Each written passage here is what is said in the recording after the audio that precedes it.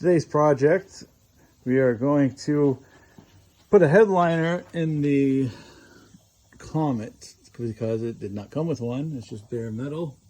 And then my son came up with the idea of using license plates to line the top, like a rat rod type feel.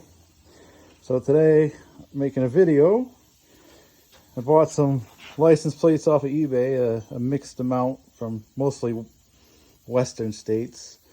I guess there's like Illinois, Georgia, but so what we're doing is we're taking a row and we're riveting them all together. And I'm going to do that 4 times for the front and do another 4 sets for the back. And then we should have a cool headliner because I'm not putting a headliner in it. That's way too much work for me. This is a lot easier, a lot cooler.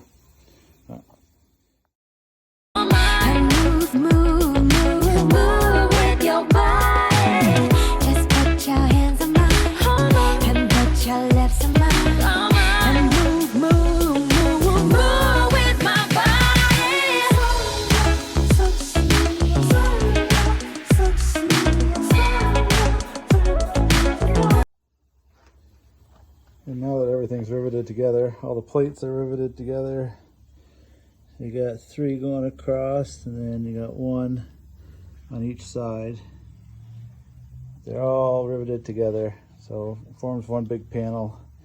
Now I'm going to try to hold it up by myself and see if we can't get it to stick up there somehow.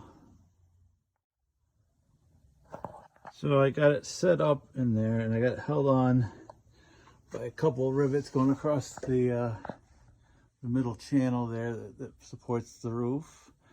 I gotta cut a hole for the light, and then I can rivet the whole thing across. And same thing in the front, I'll rivet it to that window channel.